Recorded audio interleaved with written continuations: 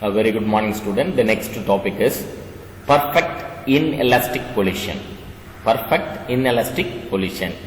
In a perfectly inelastic or completely inelastic collision, the objects stick together permanently after collision such that they move with common velocity. So, after collision, the object should move in a common final velocity, that means v. Here initial velocity of the first object u1 and initial velocity of the second object is u2. But after collision, both the object moving in a same velocity, it is represent v. Let the two bodies with masses m1 and m2 move with the initial velocities u1 and u2 respectively before collision. After perfect inelastic collision, both the object moves together with a common velocity v.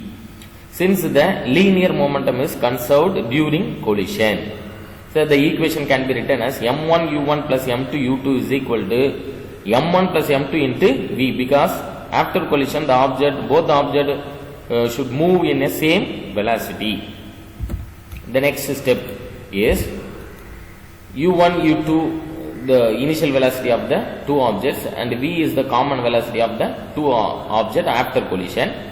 So velocity and linear momentum, mass m1 m2 and initial velocity u1 u2, final velocity common velocity v. Initial velocity of the momentum, linear momentum is m1 u1 m2 u2, then final velocity of the momentum m1 v m2 v. So total linear momentum in before collision m1 u1 plus m2 u2, total momentum linear collision after collision is linear momentum of after collision m1 plus m2 into v. So the equation can be written as the equation v is equal to m1 u1 plus m2 u2 divided by m1 plus m2. This is the equation number 4.63. Then next topic is loss of kinetic energy in perfect inelastic collision. Loss of kinetic energy in perfect inelastic collision.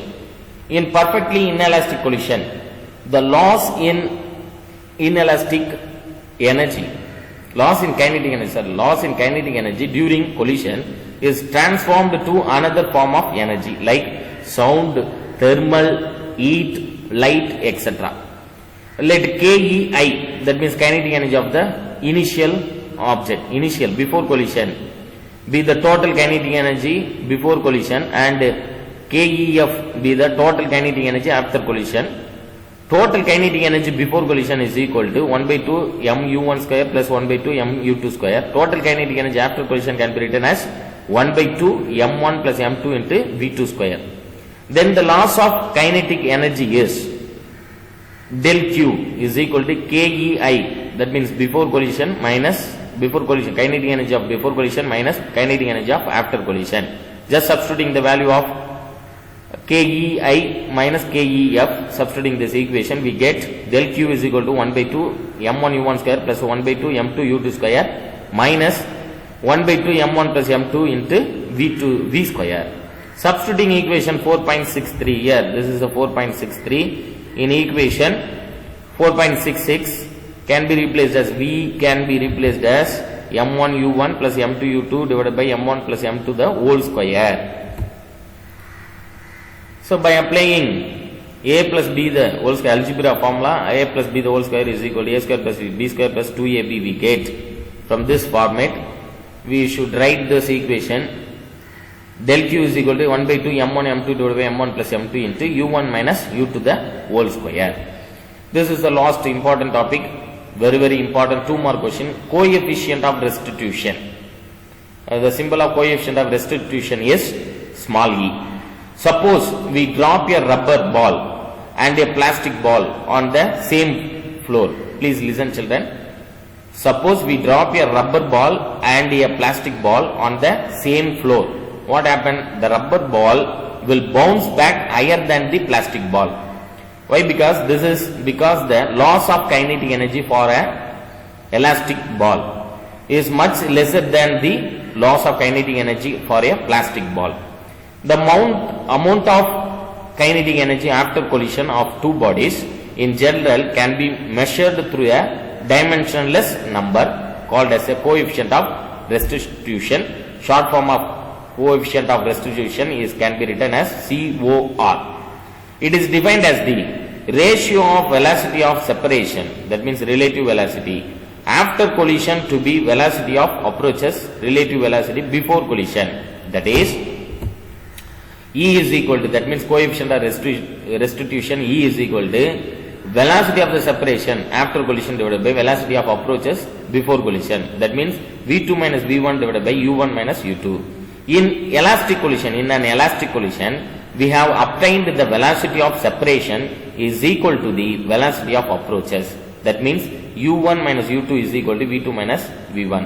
Coefficient of restitution for the elastic collision, V2 minus V1 divided by U1 minus U2 is equal to 0. This formula is very, very important for your 2 mark problem as well as the objective type question. The next point is, this implies that coefficient of restitution for an elastic collision is equal to, E is equal to 0. Please note it down. This is very, very important objective type question. Coefficient of restitution for an elastic collision, E is equal to 1. Physically, it means that there is no loss of kinetic energy after the collision. So, the body bounces back with the same kinetic energy, which is usually called as perfect inelastic. In any real collision problems, there will be some loss in kinetic energy due to collision, which means E is not always equal to unity. That means in elastic collision, E is not is equal to 1. If the ball is perfectly plastic, it will never bounce back and therefore their separation of velocity is 0. After the collision, hence the velocity of coefficient of restitution is E is equal to 0. In general, coefficient of restitution for a material lies between 0 less than 1 less than E. So, this paragraph is very, very important for your objective type question. Please note it down, children. Thank you very much.